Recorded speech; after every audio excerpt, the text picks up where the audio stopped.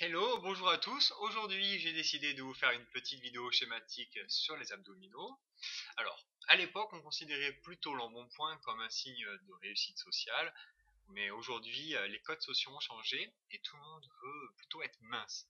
Génétiquement, on n'est pas tous fait pareil, on n'est pas tous égaux. L'Européen de base va accumuler plus de graisse abdominale que l'Africain. C'est une sélection naturelle qui s'est effectuée et ce sont surtout les plus gras qui ont survécu aux famines, aux sécheresses et aux guerres. Alors je vais vous faire un petit rappel anatomique pour ceux qui ne connaissent pas vraiment de quel muscle on parle lorsqu'on parle des abdominaux. Donc on peut parler du grand droit qui se situe ici où on voit apparaître les carrés, les obliques de chaque côté et les dentiers dans la partie supérieure à ce moment-là, à cet endroit-là, et les transverses qui est un muscle plus profond qui agit comme une sangle abdominale. Alors la plupart du temps, les gens se posent la question comment faire pour qu'il soit apparent, pour qu'il soit. Alors pour qu'il se voit, faut être un minimum sec. Ça ne veut pas dire qu'il faut avoir 5% de matière grasse comme la plupart des culturistes ou des bodybuilders. Ça va dépendre d'un individu à un autre. Mais si vous avez 25% de masse grasse, vous n'avez aucune chance à ce que vos abdos soient apparents. Ensuite, il faut avoir un minimum de muscles pour qu'ils puissent être gros et être apparents surtout. Donc il faut les travailler pour les développer. Alors comment les travailler? Moi je considère les abdos comme un autre muscle, donc il faut les travailler de la même façon. Par exemple, si vous faites que des séries longues, vous développerez très peu vos abdos, ça sera plutôt un travail de sèche complémentaire à votre régime. Frédéric Delavier, qui est auteur de nombreux ouvrages sur la musculation, comme celui-ci que je détiens et dont j'aime bien citer assez souvent dans mes articles, lui il les préconise de les travailler 2 à 3 fois par semaine sur des séries qui sont courtes et lourdes, par exemple entre 10 et 20 répétitions. Et ceci en série entre 7 et 10 séries, avec seulement 2 à 3 exercices différents.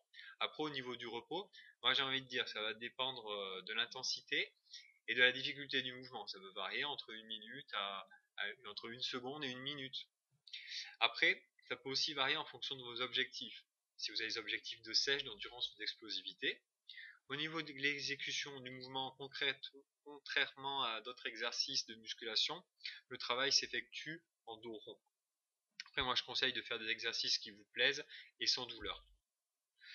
Ensuite, selon votre objectif principal, si votre objectif principal c'est d'avoir de gros et de beaux abdos, alors il faut les travailler plutôt en début, voire en milieu de séance. Là, parce que la plupart des gens, ils se gardent ce travail en fin de séance. Et à mon avis, ça crée trois erreurs principales.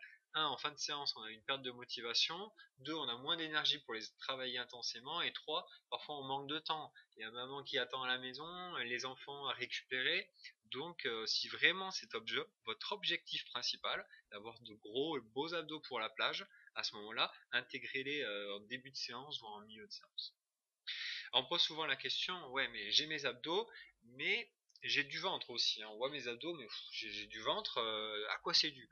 Alors, si on a encore un peu de ventre, c'est parce qu'il y a encore un peu de graisse intra-abdominale, donc il faut continuer votre régime, il faut continuer votre diète, en tout cas faire attention au niveau de votre nutrition. Il faut également renforcer le transverse, qui est un muscle plus profond, par des exercices d'inspiration et d'expiration. Une autre question qu'on me pose souvent, c'est est-ce que le gainage est vraiment efficace pour avoir des beaux abdos? Alors moi j'ai envie de dire pas vraiment. Il y a un vieil article dans Sport et Vie qui explique que le meilleur exercice pour les abdominaux sans pression excessive du ventre et du dos, c'est le gainage. Oui, c'est vrai, c'est un intérêt pour le travail du transverse, effectivement, mais en réalité, ça a peu d'action sur les autres muscles. Un athlète qui va être entraîné, il va avoir les épaules complètement saturées avant même de commencer à sentir sa sangle abdominale travailler. Donc c'est quand même très limitateur comme exercice. D'ailleurs, ça va vous faire rire parce que cette étude a été réalisée en introduisant une sonde dans l'estomac et dans le rectum du sujet pour mesurer justement cette pression qui s'est exercée lors de l'exécution d'exercices abdominaux. Et en tout cas, l'auteur il dit certains exercices d'abdominaux exercent une trop grosse pression et donc du coup, c'est pas moyen de les effectuer. Alors sur le plan de la santé, il y a de nombreuses études qui montrent que les personnes qui sont souvent les plus musclées sont celles qui vivent plus vieux et surtout en bonne santé. Une bonne sangle abdominale, ça va mieux gérer la pression exercée par vos organes, pression qui est due à la pesanteur et également à l'écrasement des organes par l'abaissement du diaphragme lorsque vous respirez. Et pour les sportifs, c'est souvent le gage d'une bonne stabilité, signe d'une bonne exécution ensuite technique. Au niveau de la nutrition, je ne vais pas vous faire un cours dessus. En tout cas, il y a deux choses intéressantes. On sait qu'un bon équilibre en oméga 3 et oméga 6, c'est favorable à la baisse des graisses abdominales. Les BCA, les compléments, les BCA et l'acide aminé sont plutôt efficaces, c'est prouvé sur le plan scientifique. Après, attention à certains compléments magiques à base de thé, de caféine ou de piment. Il y en a beaucoup, mais souvent c'est du marketing et l'efficacité est vraiment faible. Enfin, j'ai une petite anecdote. J'aime bien les anecdotes. Alors les Japonais, souvent, ils considèrent que le ventre, c'est le centre d'énergie, le centre de la vie.